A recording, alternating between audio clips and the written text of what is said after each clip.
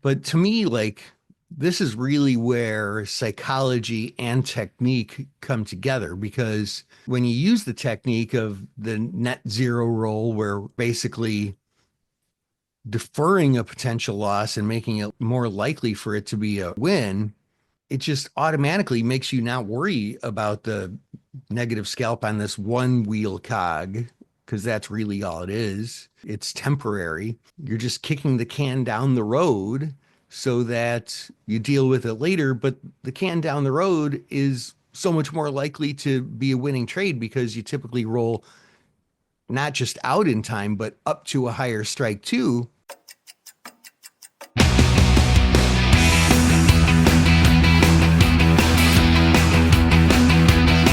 Hello, Wealth Builders. You're listening to Wealth Building with Options. Here's your host, Dan Passarelli.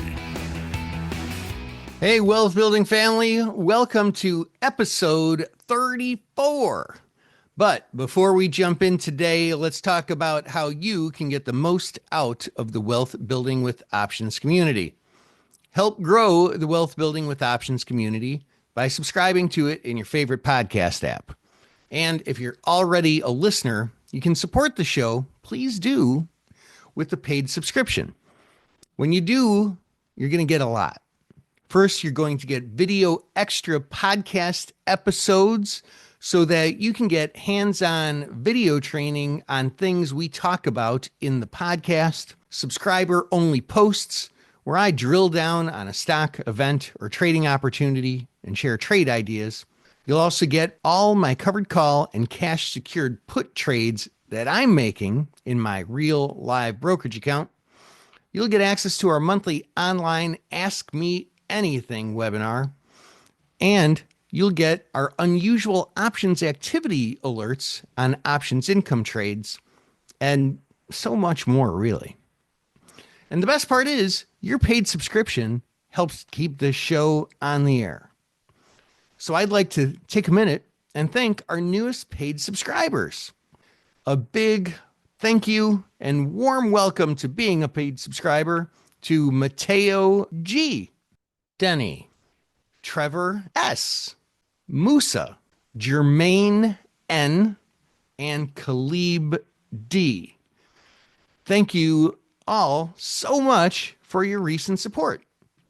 To join this list of Wealth Building paid subscribers, just go to wealthbuildingpodcast.com and choose your subscription level. We've got some great stuff to talk about today.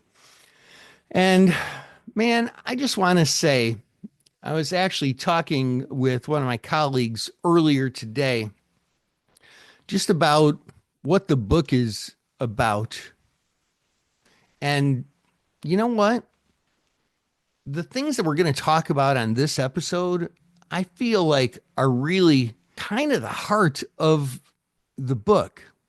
And sure, we're getting to it 34 episodes later, but this is really what it all comes down to. And it starts with what we call annualized returns. It's really common for covered call and cash secured put investors to think of trades in terms of annualized returns. For example, maybe there's a cash secured put, right? You sell a cash secured put and you do the math and it makes 4% on capital over the next 42 days. And of course, as a refresher, the way you would calculate that is you would just take the premium you make on the cash secured put and divide that by the strike price. And we'll just say that comes out to 4%. So if you're making 4% over 42 days, maybe I have another trade that I could make that makes 3.6% over 31 days. Well, I don't know which one's better. Or maybe there's a high yield bond they used to call junk bonds. Maybe some still do. and I could make 9% a year. Which one of these do I do? The only way we would be able to make a decision like that is to look at the annualized return. And the way we do that is just to take that return on capital that we were talking about, 4% over 42 days in this case. And this is what we do: we take that 4%, multiply that times 365 days in a year, and divide that by the number of days until expiration, 42. So 4% times 365 days in a year divided by 42 days, that means it comes out to a 34.8% annualized return. But annualizing returns has its limitations. And the need for a tool like the net zero roll that we're going to focus on today tells why. Because look, if every trade worked out perfectly, there'd never be a need to roll, would there? The premise of annualizing returns is not completely without merit. I mean, some trade analysis is pretty darn well served by projecting results in terms of annualized returns. I mean, arguably, you should probably look at that on almost all of your covered calls or cash secured puts. But the assumption with annualized returns is a little suspect. The assumption with annualized returns is that the results can be repeated period after period, never losing, meeting the objective every time, working out perfectly. But you know what? The enemy seldom agrees with your plan. When it comes to markets, the only thing that is guaranteed is that nothing is guaranteed. Results can't be repeated in such a way that trades are going to continue to work out perfectly forever, or even for a year for them to be annualized. It might not work out the next time you try it.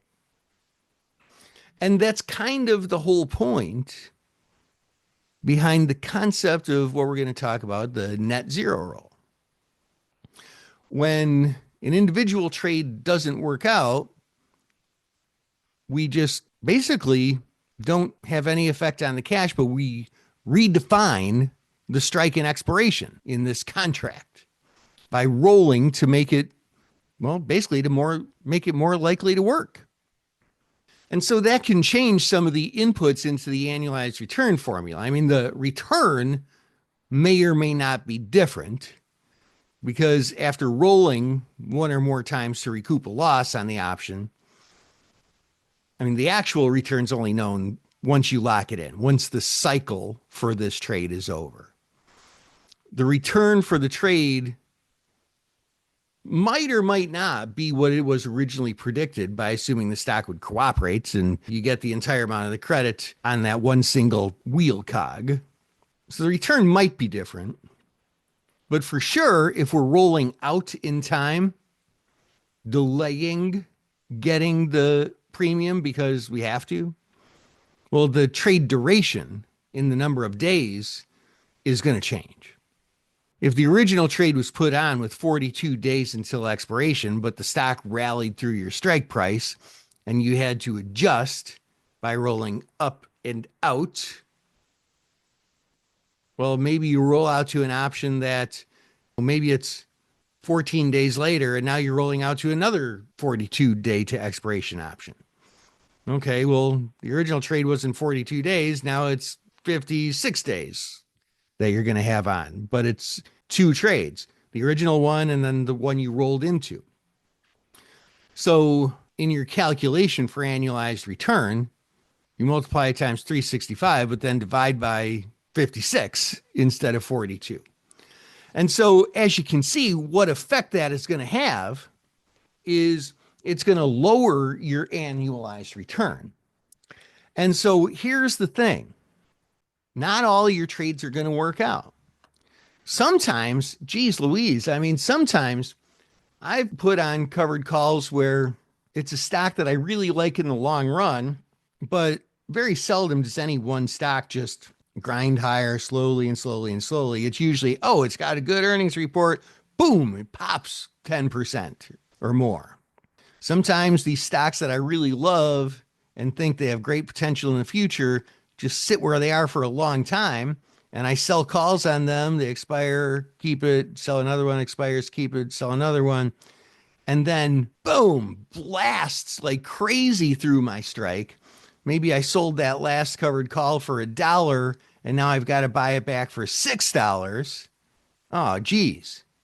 And when that happens, well, that's when I've got to do my rolling. And that's one of the times where it's going to mess up my annualized return calculation. And that one would mess it up pretty good.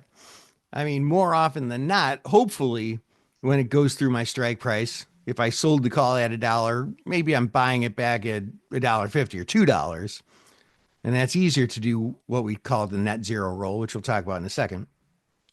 But I guess sort of the moral to the story is because a lot of the time, and probably more often than not, the covered call is going to work out as planned. But sometimes it's going to work out a little bit not as planned. Sometimes it's going to work out not as planned. And sometimes it's going to work out really not as planned. The rule of thumb that I came up with is what I call the 1/3 rule. Okay. It's a good back of the napkin rule for investors. And how it goes is like this. The 1/3 rule is to expect your actual annualized returns to be about 1/3 of what the math shows for any given annualized return. This accounts for the percentage of individual option trades within each cycle that not only don't realize their maximum profits, but we've got to roll up and out, locking in a loss on this one, this wheel cog, but end up collecting the premium, hopefully the next trade, but maybe we got to roll that one also. So if you want to have really realistic expectations, a loose rule of thumb, just expect your actual annualized return to be 1/3 of what you think it is on any given trade. Then I think, especially if you've developed enough skill in covered calls and cash cured puts, I think you're not going to be disappointed. At a basic level, the 1/3 rule accounts for negative scalping on some option trades. What I mean, of course, is losing money on the option component of that individual trade within the cycle. And it also accounts for the other thing, the prolonged life to complete a full trade cycle, which on average ends up longer than what was estimated for a single individual trade that would be annualized. And it also accounts for another thing that we haven't really talked too much about, closing trades to end cycles and not let them live all the way until expiration and expire worthless. So for example, imagine an investor sells, I don't know, an October 2nd 80 put at 80 cents, hoping to skate. Now, October has 30 days until expiration. Okay, so I made the numbers really easy on this. You can do this in your head. 80 cents of option premium divided by the 80 strike put, that's 1%.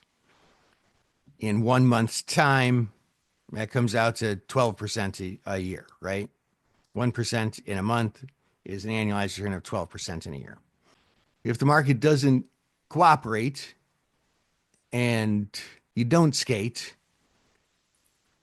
2 weeks later, the stock's fallen through the strike price, maybe a little bit, and you roll down and out in this case, because it's a put, you have to roll out maybe 2 weeks in time to the 78 puts. You buy that put you sold at 80 cents back at 95 cents to close the original trade, but you open that 2 week later one $2 lower for 95 cents also, you kind of do something magic. You do what I call the net zero roll. Let's kind of recap this.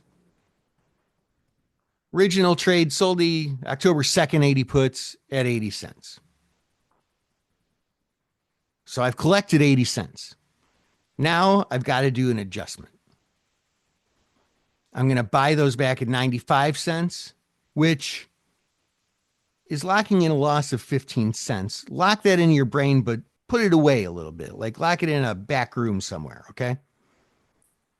Sold the put at 80 cents, buying it back at 95 cents, but selling one 2 weeks later with a little bit lower strike, also at 90 cents.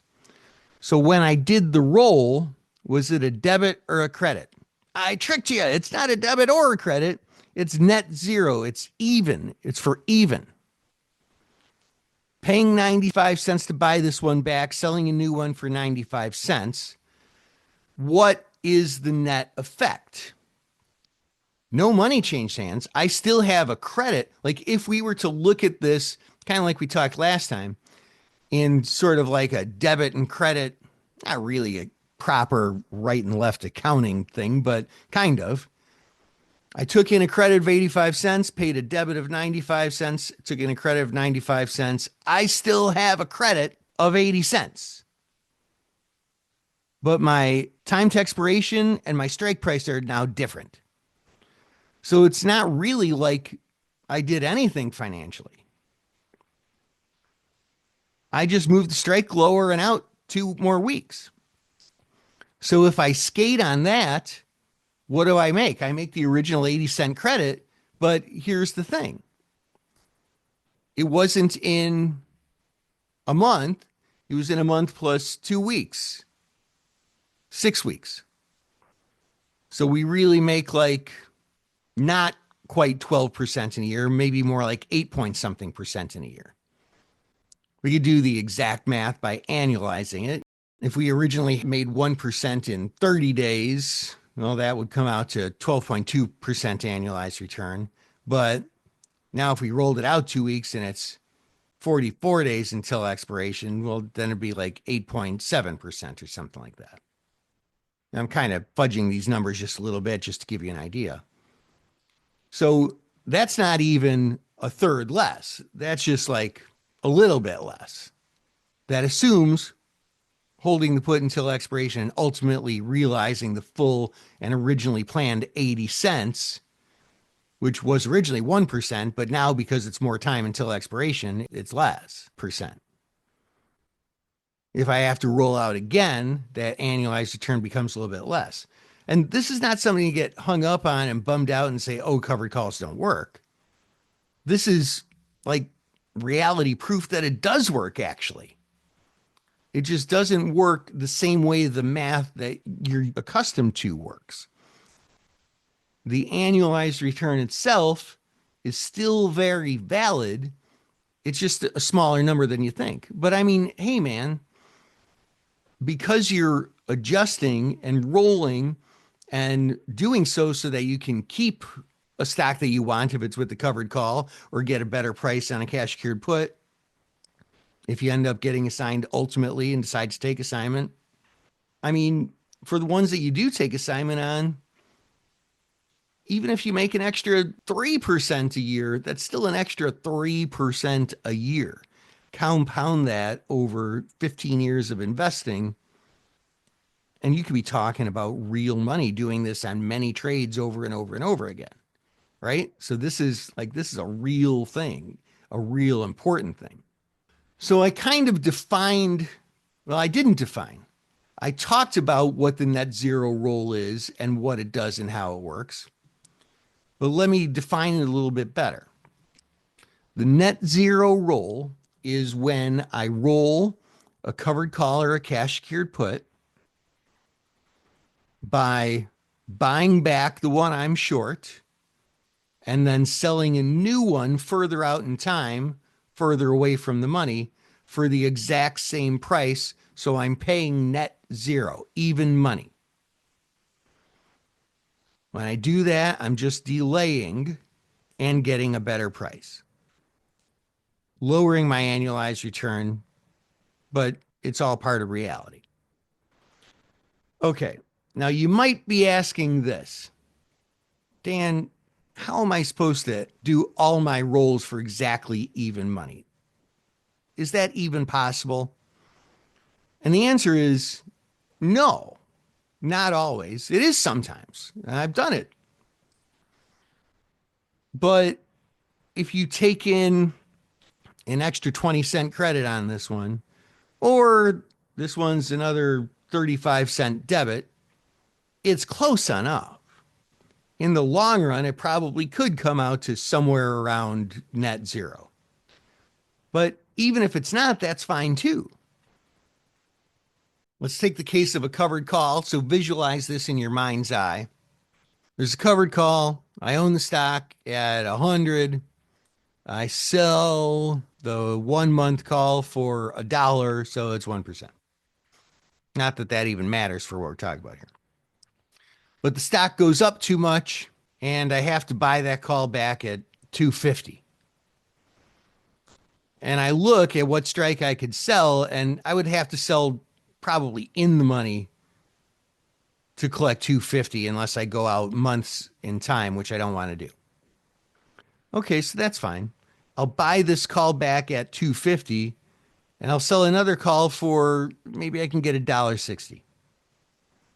Okay, well, I'm still kind of out 90 cents, but that's fine. If I can kind of skate on that one and just buy it back around expiration for a nickel and then sell another one for $1, boom, there we go. Now I locked in more than what I was originally trying to capture.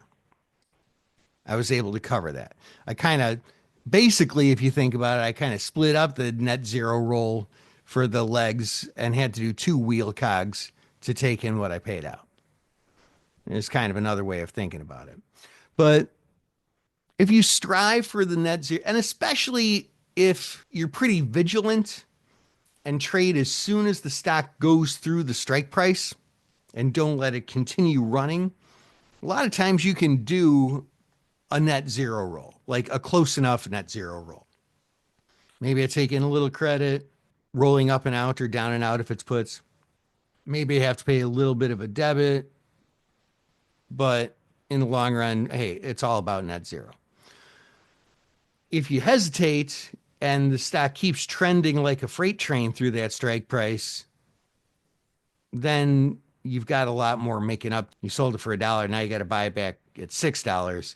You're going to have to collect several credits going forward that have to work out in order to end up ending the cycle for a profit.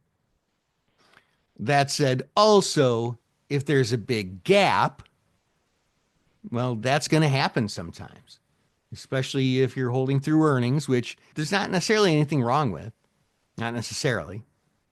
And gaps can happen not just on earnings, but anytime.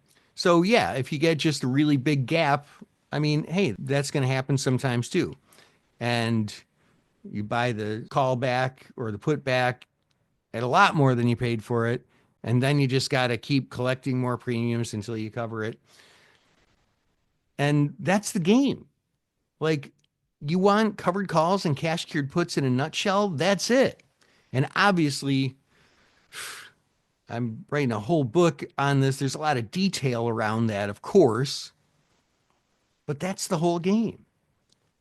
It's easy, but it's just more nuanced than people let on. People oversimplify something that's already easy to their chagrin. And it's possible to track results with the wheel trades different than how I talked about here. I mean, I guess I could say whatever works for you, but I don't know. I spent years and years and years. I mean, I literally it's been 3 decades of thinking about covered calls and cash cured puts that led to these revelations. So if you're not sure how to think about it the way I lay out in this podcast and on Substack and in the book.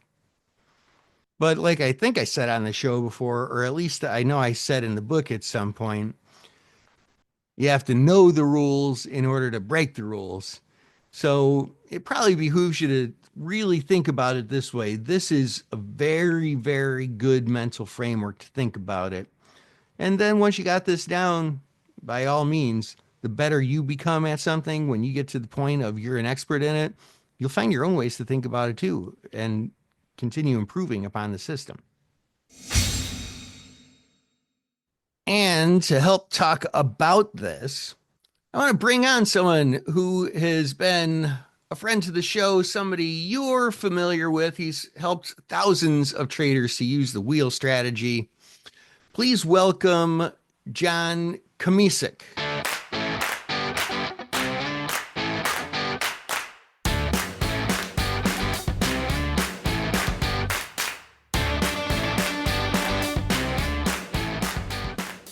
Hi, John. Welcome back to Wealth Building with Options. Hello, Dan. Hello, everyone. Glad to be back. Thanks for having me as usual. We've been talking on the show here about annualizing returns and rolling and how that works out in real life. So tell me, annualized returns, how reliable is that figure? Well, I know that's something near and dear to your heart. You could probably follow up a little bit more on this. You definitely have a little more experience on this, but certainly working with traders, I've seen it several times where the best laid plans, right? As we always say, best laid plans and life gets in the way. Well, best laid plans and the market gets in the way as well, then, too. But certainly, I've always gone on the adage, and I've always used your line about generally covered calls outperforming just owning stock on its own. And I've gone a long way proving that. And I think a lot of my student traders have proven that to themselves, that when the market's been moving higher like it has been, certainly that's where people get maybe a little bit frustrated on limited, but it certainly has outperformed. And again, it's not easy. I know you're going to go into a little more detail about calculating an annualized return. I think a lot of people don't know. They hear the saying, but they actually don't know what they're actually doing. How do I even calculate this? I mean, I think it's foreign to a lot of people. I think that's something that you could speak on a little bit better than I can even. Yeah, the market, well, at the time we were recording this anyway, last week, for those of you who are listening to this episode as soon as it dropped, Mm. the market has been just really, really climbing and such. So let me ask you this, just like if you look back over time, covered calls that you traded or maybe that from working with some of our students, how often do covered calls work out just perfectly where the stock doesn't fall too much, it doesn't rise through the strike price, it's just perfect? Every single time. Every single time. Yeah, we're not Nostradamus, right? What happens to the left has a better chance of happening to the right. Well, guess what? It's not just a bull call spread that happens to, it's the covered calls as well. And I especially see that when there's maybe a stock and underlying trading at its all-time high, like the S&P 500, for example, like Dan said, as we're taping this right now. But yeah, the best laid plans, again, don't always work out, but that's the beautiful thing about options. It gives you room, it gives you wiggle room, and that's what I love about them.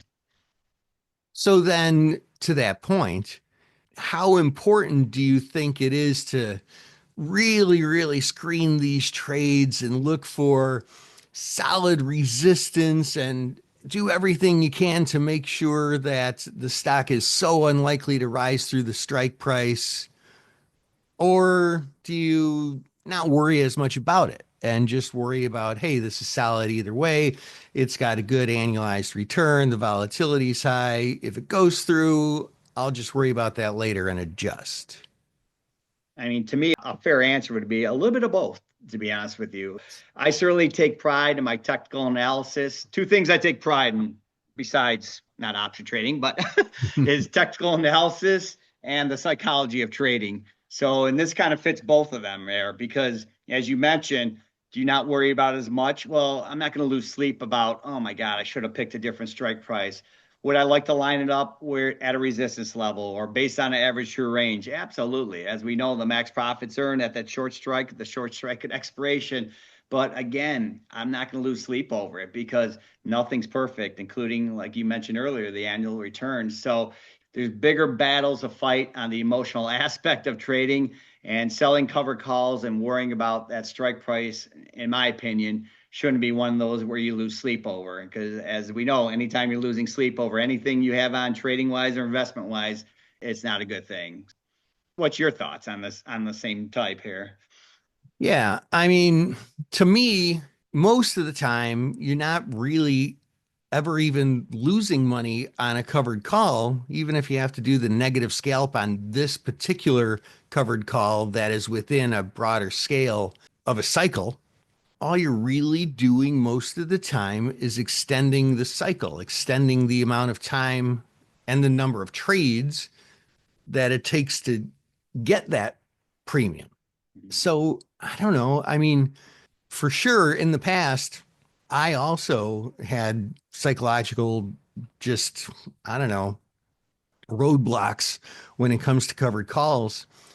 But to me, like, this is really where psychology and technique come together, because when you use the technique of the net zero roll, where basically deferring a potential loss and making it more likely for it to be a win, it just automatically makes you not worry about the negative scalp on this one wheel cog, because that's really all it is. It's temporary. You're just kicking the can down the road so that you deal with it later. But the can down the road is so much more likely to be a winning trade because you typically roll not just out in time, but up to a higher strike too. And so, sure, you give up some time. The annualized return becomes a smaller number than you originally calculated it for on this one trade. But once you know that that's part of the game too, and that's part of the technique, to me, it just gets in the psychology of it and it just marries the technique and psychology together. And hey, you know what? Okay, that's fine. Here's the adjustment I have to do. I roll up and out. And okay, oh, if I have to do it again, okay, that's fine too. I know this happens time to time. Just keep doing the net zero roll so that there's still that credit out there that I'm going to get one day. I just have to keep rolling until the option finally expires worthless and the cycle ends and I capture that credit. So I don't know. That's the way I think about it. And I don't know. That's No, I agree with you. I think without my students saying it so eloquently as you have, I think that is really what they think as well. They know that, all right, I can always roll this, I can roll this, and I'm going to be proud because they do come to me like, yeah, this one I played like a fiddle. I bought this one back for 10 cents or it expired almost exactly worthless at expiration. So I think it's kind of a feel good thing, but knowing they have that line, like you said, kick the road down the can, I do think it puts investors using options at ease. There's no doubt about it. And like you said, I think you said it a lot better than they do, but I think they have the same feeling exactly how you kind of exemplified by describing what they're thinking.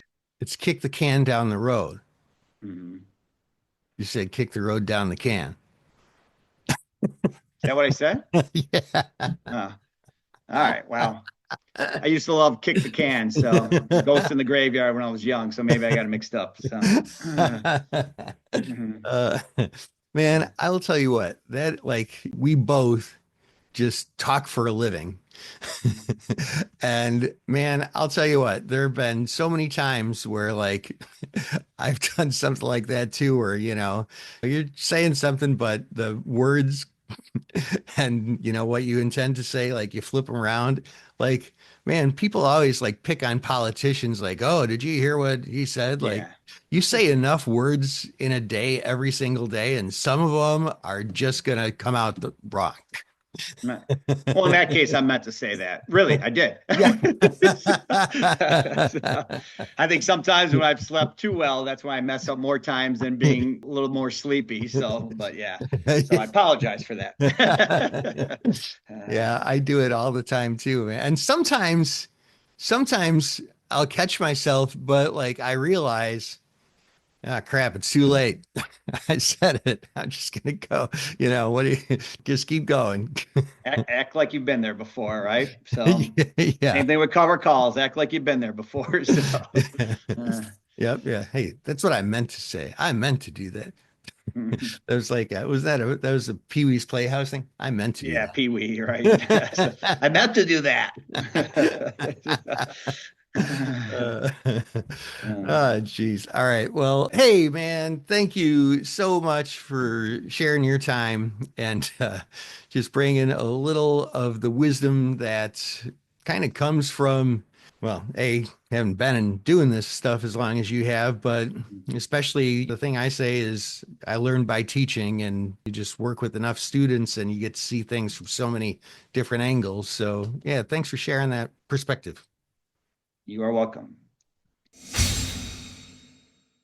And that about wraps it up for this show. But before you go, don't miss a single episode.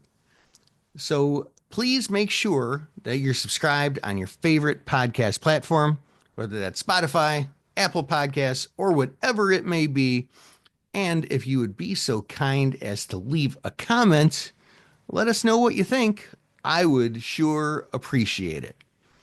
Until next time, invest excellently.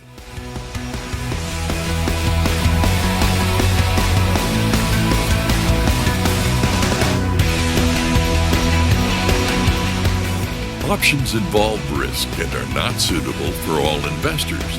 Before buying or selling an option, read characteristics and risks of standardized options. A link is provided in the show notes.